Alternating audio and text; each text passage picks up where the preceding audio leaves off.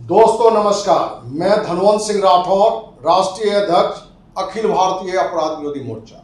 श्रेया हत्याकांड 11 जून जहां कोचिंग के लिए श्रेया जाती है, उसका पता नहीं चलता है। 13 जून का उसका लाश कोचिंग स्थल से 50 किलोमीटर दूर नहर में मिलता है।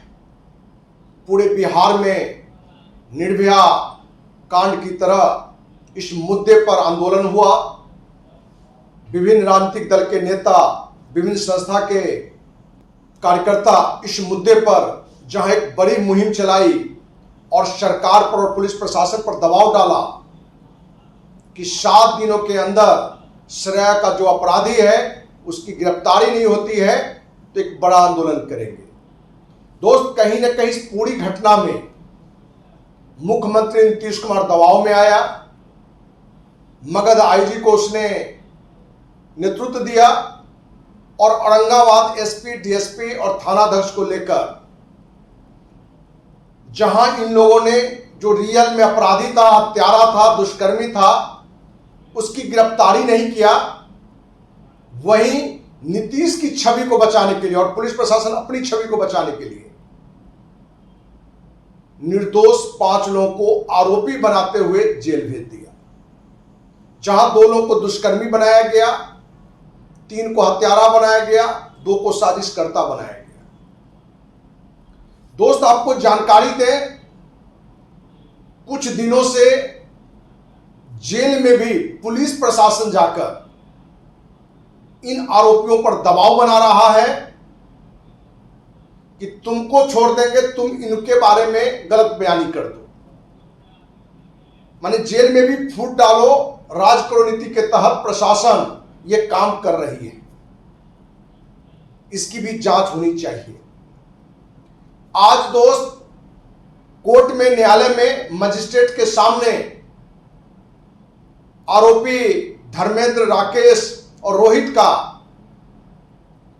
ब्लड लिया गया है जांच के लिए, नाखून लिया गया है, बाल लिया गया है, मतलब डीएनए टेस्ट के लिए लिया गया है। और तीनों ने सहमति जताई, क्योंकि इन तीनों को मालूम है कि ना हम दुष्कर्मी हैं ना हम हत्यारा हैं। तीनों ने किसी बिना विरोध किए हुए अपना जांच के लिए भी दिया मजिस्ट्रेट के सामने, प्रशासन को, डॉक्टर को। लेकिन दोस्त, इसमें यह बात निकल के आ रहा है कि 13 को मेडिकल जांच हुआ था। श्रेया का जांच रिपोर्ट क्या आया है? कहीं न कहीं के परिवार वालों को या हमें भी यह शंका दिखता है कि कहीं सरकार, पुलिस प्रशासन ये तो नहीं खेल खेल रही है कि तीनों का डीएनए टेस्ट हम ले लें और लड़की से टेस्ट मिला के इन तीनों को आरोपित कर दें। तो दोस्त, कहीं ना कहीं सरकार और पुलिस प्रशासन 5 निर्दोष को किसी भी हालत में सजा दिलाना है, यह ठान लिया है। इसके लिए नियम कानून का जितना धज्जी उड़ाना हो उड़ाने के लिए तैयार है, क्योंकि जहां जेल में धमकी दिया जा रहा है, धमकाया जा रहा है कि तुम इसके बारे में बोल दो, तुमको निर्दोष कर देंगे। जो जांच का विषय है, पता करना चाहिए। पूरी घटना में यह निकल के आया कि पूरी बिहार सरकार, पुलिस प्रशासन जहां दुष्कर्मी को आज तक गिरफ्तार नहीं कर पाया, हत्यारों को गिरफ्तार नहीं कर पाया, बल्कि जिस 5 निर्दोष को आरोपी बना दिया है, दुष्कर्मी बना दिया है, हत्यारा बना दिया है, उसी को हत्यारा, दुष्कर्मी कैसे साबित किया जाए, अपराधी कैसे साबित किया जाए, इसी पर फोकस करके आज भी काम कर रही है। अखिल भारतीय अपराध विरोधी मोर्चा श्रेया की घटना के समय से ही इस पूरी घटना की सीबीआई जांच की मांग करती रही है, या कम से कम न्यायिक जांच, जो आज तक नहीं हुआ है, क्योंकि इसमें सरकार खुद संलिप्त था। इस गलत आरोप में सरकार की संलिप्तता थी। नीतीश खुद भी इसमें लगे हुए थे कि किसी तरीके से हमारा चेहरा साफ दिखे, हमारी छवि साफ दिखे, और उसके लिए एसपी पर दबाव बना के, आईजी पर दबाव बना के 5 निर्दोष पर दुष्कर्मी, हत्यारा, साजिशकर्ता का आरोप लगाकर जेल भेज दिया। जबकि दर्जनों साक्ष्य मेरे पास भी हैं कि ये पांचों निर्दोष हैं, जिसकी चर्चा हमने आपके सामने अनेकों बार की है। हमने सरकार को भी लिख कर दिया है और इस मुद्दे पर देश के माननीय राष्ट्रपति, माननीय प्रधानमंत्री, बिहार के राज्यपाल, मुख्यमंत्री को भी पत्र हमने लिखा है कि पूरी घटना संदेह के घेरे में है। सिर्फ पुलिस प्रशासन अपनी छवि और सुशासन बाबू नीतीश की छवि बचाने में निर्दोष लोगों पर गलत आरोप लगा के जेल भेज दिया है।